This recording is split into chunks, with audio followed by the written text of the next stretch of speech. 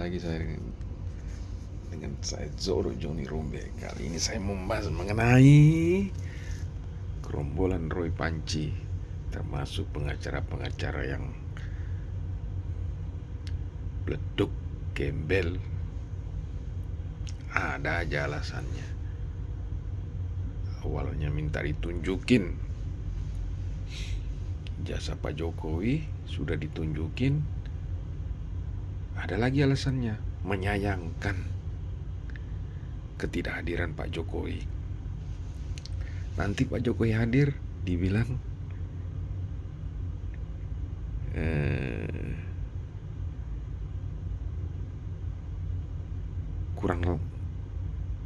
kurang lama, tidak tepat lagi waktunya. Memang gerombolan Roy Panci nih, termasuk pengacaranya nih, ada aja alasannya, 1000 alasan. Inilah yang dibilang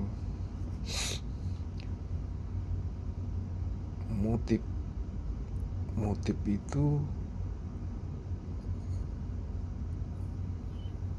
suatu kejadian yang telah terjadi, baik itu niat jahat dan bukan niat jahat. Jadi seseorang manusia ingin melakukan sesuatu itu pasti ada motifnya. Nah, motifnya itu apa? Untuk mendiskreditkan Pak Jokowi, untuk mendiskreditkan keluarga Pak Jokowi. Di balik semua itu ada apa? Ada kekuatan besar, ada warna biru, ada warna merah yang mendompleng gerombolan Roy Panci ini, termasuk pengacara-pengacara dablek ini yang pingin cari panggung, cari nama, sehingga jadi tenar dan tarifnya menjadi mahal. Pengacara-pengacara Roy Panci ini kalau kita perhatikan, mereka ini kalau ngomong merasa benar sendiri, merasa betul sendiri, lawan bicaranya salah. Heran juga. Mudah-mudahan sehat-sehat selalu gerombolan Roy Panci, tidak mendapat musibah dan lain sebagainya.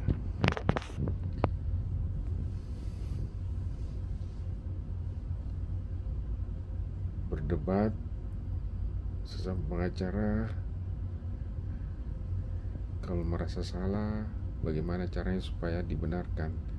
Tapi dengan kehadiran pakar pidana, seorang profesor, dijelaskan, jadi bengong sendiri.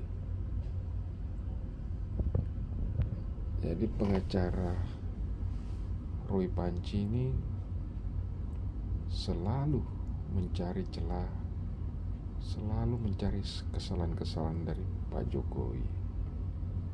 Tapi semua itu ada waktunya, semua itu ada masanya. Biarlah kebenaran yang akan menentukannya. Mari kita saksikan video.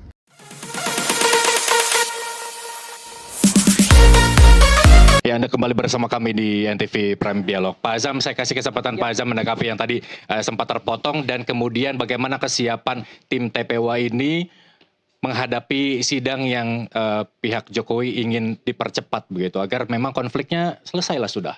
Konteksnya begini, saya kemarin itu sempat kecewa juga. Harusnya Pak Jokowi itu hadir. Walaupun iya sudah ada penasihat, tapi kalau dari kita semua hadir, itu kekecewaan kita, gitu loh ya. Yang terbiasa terjadi berapa kali kita mengajukan gugatan kan nggak pernah hadir Pak Jokowi. Yang janjinya akan membawa itu ke persidangan, ijazahnya, tapi kan semua itu nggak ada, nggak pernah hadir. Dan itu fakta nggak bisa dibantah. Mau dibantah dengan cara apa? Yo nggak bisa. Itu semua ada dokumentasinya. Nah, kembali pada Perkap. Perkap itu di pasal 316 2009 itu sampai 33 itu demi kepastian hukum yang berkeadilan. Kalau ada bahasa demi kepastian hukum yang berkeadilan yang dibuat sendiri oleh Kapolri atau Polri gitu loh ya. Ya harusnya kan kami berharap ada kepastian yang berkeadilan.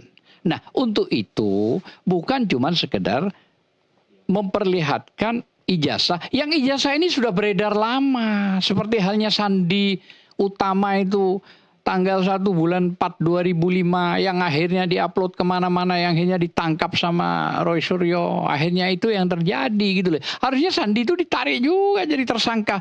Mengedit juga pasal 3235, kenapa ada hak yang istimewa. Ini perbedaannya secara hukum gitu loh ya. Termasuk kemarin kita Prof, Pak, kita bicara KUHP aja lah 108 ayat 1.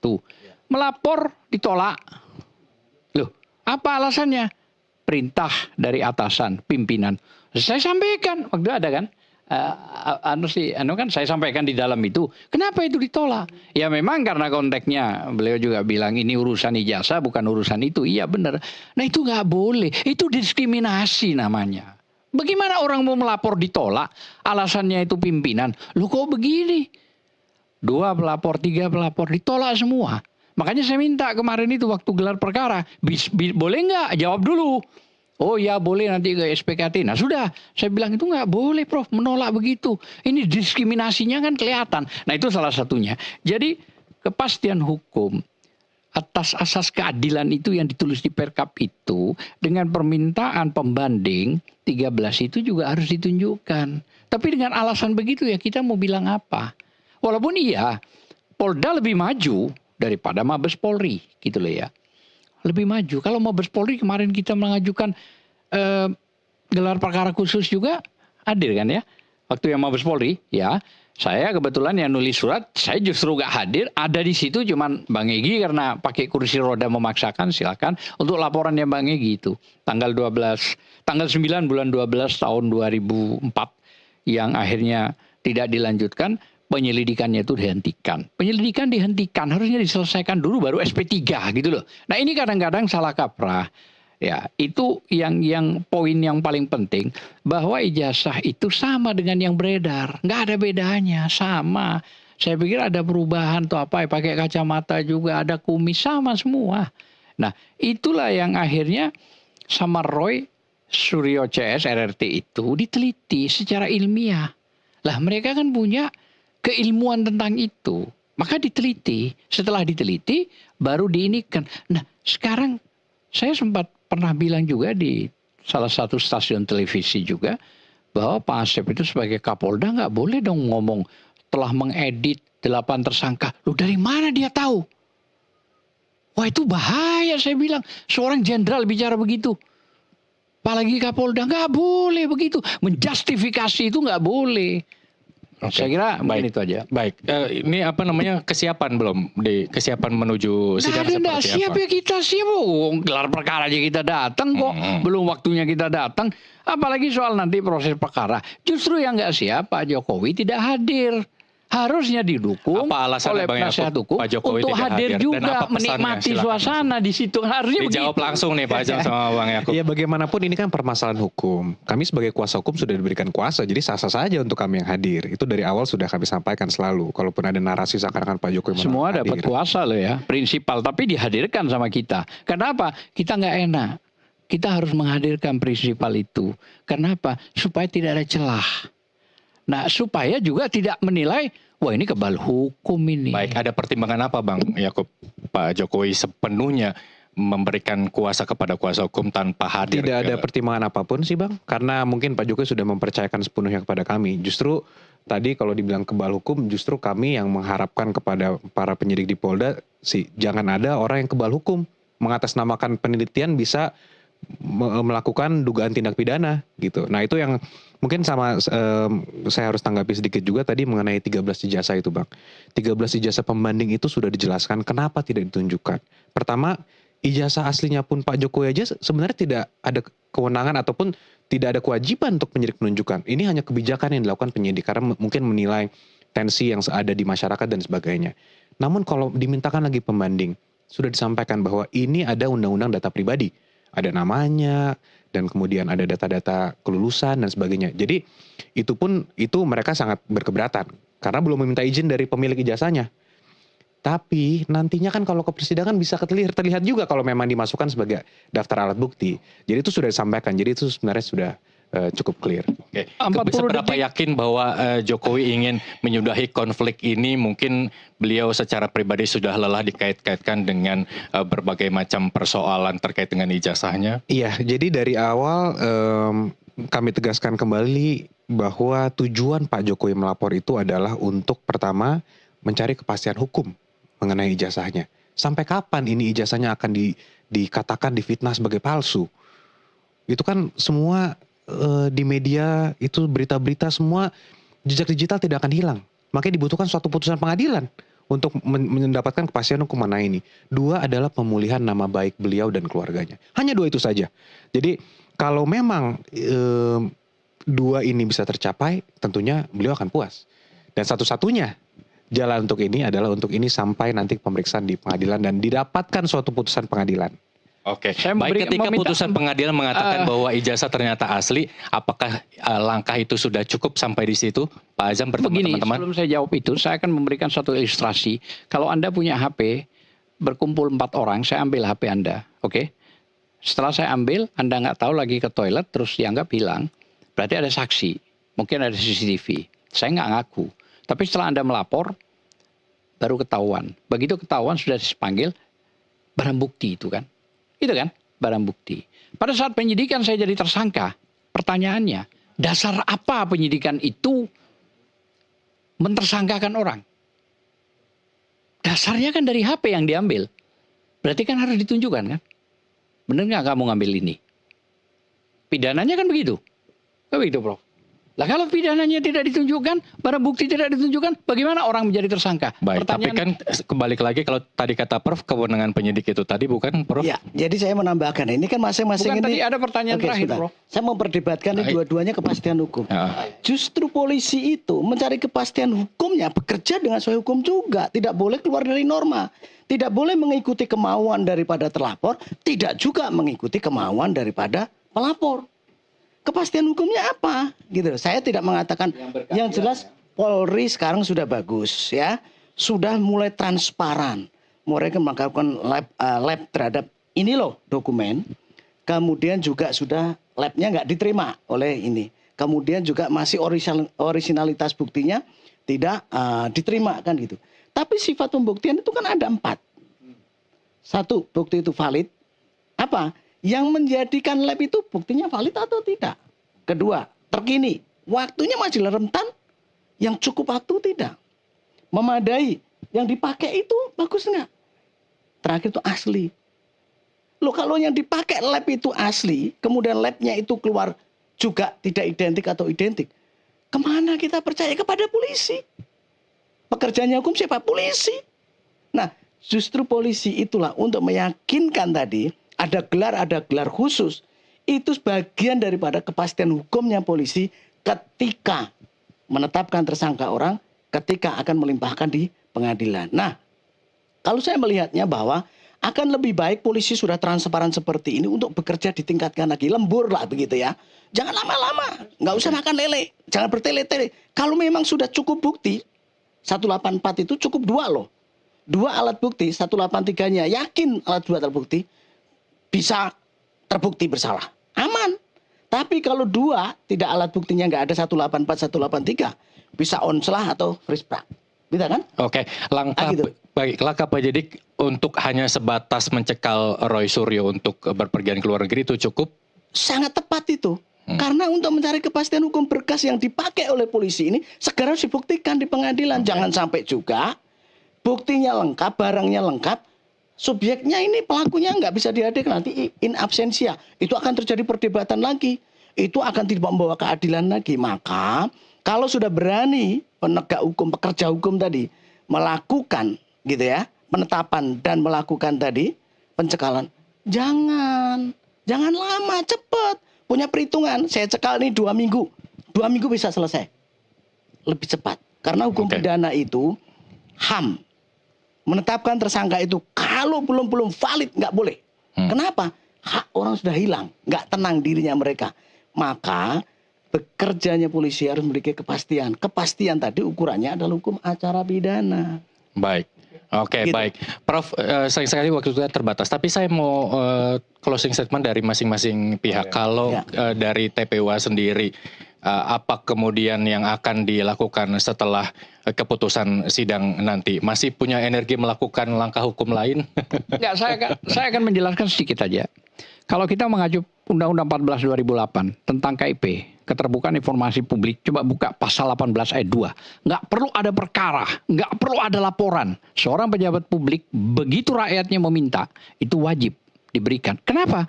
Karena dia pejabat publik. Contoh, Arsul Sani. Begitu di ini, dia pejabat negara, MK, tunjukkan, selesai. Kan gitu. Artinya tidak perlu harus terjadi ada korban. Yang menjadi korban adalah tokoh nasional atau rakyat. Pantaskah maksud saya seorang presiden ini ya kan harus mengorbankan rakyatnya demi hanya sebuah itu. Padahal di Undang-Undang KIP itu ada, belum undang-undang yang lain, belum Undang-Undang Dasar pasal 1 ayat 2.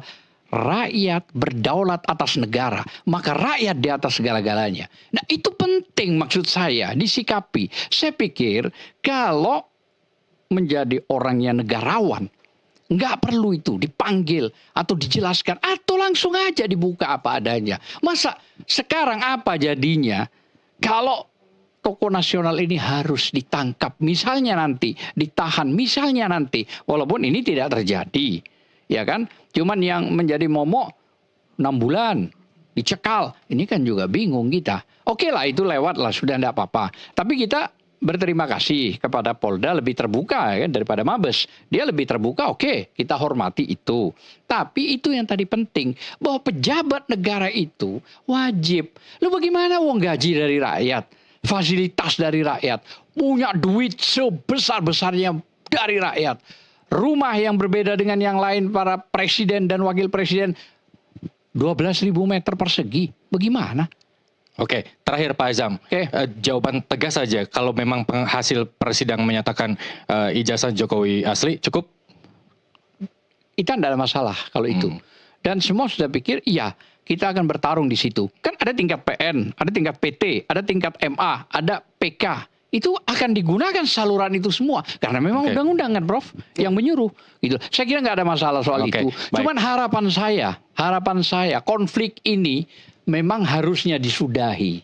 Dengan cara apa? Saya nggak ngerti juga mau ngomong apa. Baik, kan ikutin aja alur yang sekarang ada di jalan. Tidak Pak Prabowo lah. Bagaimana Pak Prabowo sebagai presiden itu? Oke, baik, terima kasih Pak Azam. Biarkan sajalah proses itu. Bang Yakub, menjelang sidang dan harapan apa hasil kemudian dan langkah hukum berikutnya jika memang benar-benar terbukti bahwa ya memang sesuai keyakinan Jokowi bahwa itu asli begitu? Iya, mungkin pertama harus saya tanggapi sedikit saja mengenai tadi bahwa mungkin undang-undang KIP dan itu sekali saya tidak mau tanggapi terlalu banyak karena sudah sering kita diskusi itu dan sudah terbukti juga bahwa itu salah satu data yang dikecualikan, ada undang-undang perlindungan data pribadi juga di situ. Dan mengenai Pak Arsul Sani, saya sangat hormat dengan beliau dan justru karena saya hormat dengan beliau, saya tidak mau ada korban-korbannya seperti Pak Arsul Sani yang bisa dipaksa harus tunjukkan walaupun itu tidak apple to apple. Kenapa saya bilang tidak apple to apple? Pak Arsul Sani, saya tidak lihat ada berita orang teriak-teriak untuk gantung Jokowi seperti Pak Jokowi, gantung Pak Jokowi, nusa kambangkan Jokowi. Saya lihat Pak Arsul Sani tendensinya tidak seperti itu, sehingga ketika diperlihatkan pun selesai. Nah, ini kemarin sudah diperlihatkan. Selama ini mereka selalu mengatakan perlihatkan, itu saja kemudian selesai. Ternyata kita lihat selesai nggak setelah diperlihatkan. Mungkin masyarakat bisa menilai sendiri lah.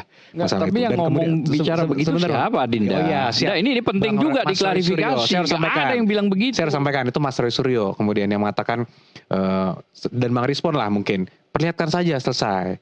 Mungkin kalau klien Bang Azam tidak pernah mengatakan itu. Nah, jadi harapan kami sebenarnya perkara ini bisa diselesaikan, dilanjutkan ke persidangan sehingga dua tadi tercapai, yaitu nama baik Pak Jokowi dan keluarga dipulihkan.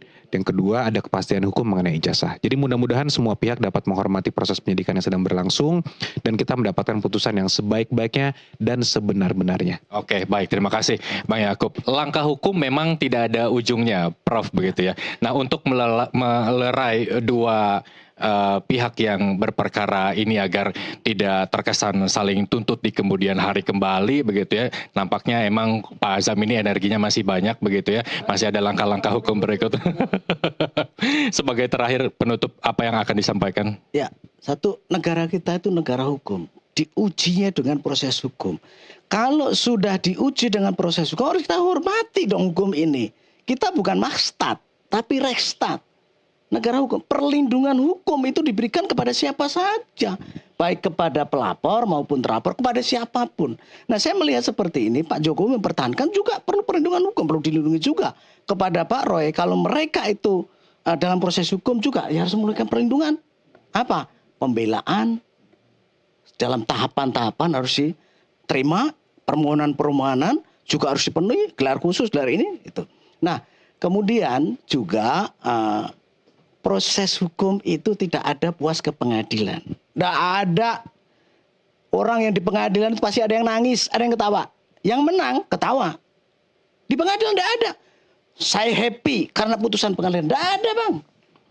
Dalam perkara ini juga nggak ada. Maka ada konsep keadilan restoratif. Tapi ditanya, model keadilan restoratif seperti apa? Konsepnya kan satu. Saling memaafkan. Kan ini saling ego, saling gengsi. Kemudian model apa? Ada pengakuan. Konsep keadilan restoratif, pengakuan. Kan nggak mau pelapor mengakui. Nah, ini saya kira mudah-mudahan penegak hukum mendengar itu. Segera dilimpahkan ke pengadilan. Segera diberikan pemeriksaan di pengadilan dengan terbuka. Saya yakin kita percaya negara hukum. Kita percaya kepada hakim. Kalau udah nggak percaya lagi, rusak negara ini. Mau pindah di mana? Nah, semua negara percaya kepada hakim. Baik. Lagi, puas nggak? Nggak ada yang puas. Nggak ada yang puas. Apakah yang cukup ya? Berarti tadi saya salah nanya ke Pak Azam cukup apa enggak kalau hasilnya memang Jokowi ijazahnya asli. Ya, kita harus menghormati putusan hakim ini walaupun gitu ya, tidak onslah gitu. Oke. Atau terbukti atau onslah. Kita hormati itu. Oke, baik. Gitu. Terima kasih Prof. Sayang sekali waktu kita terbatas. Kita tunggu hasil polisi melakukan P21 untuk melakukan persidangan dan kita tunggu juga hasilnya. Terima kasih Pak Azam, terima kasih Prof. Joko, terima kasih, Bang Yakub, dan Dialog Prime harus saya akhiri. Pemirsa, saya Muhammad Rizal akan kembali di NTV Prime selanjutnya. Tetaplah bersama kami.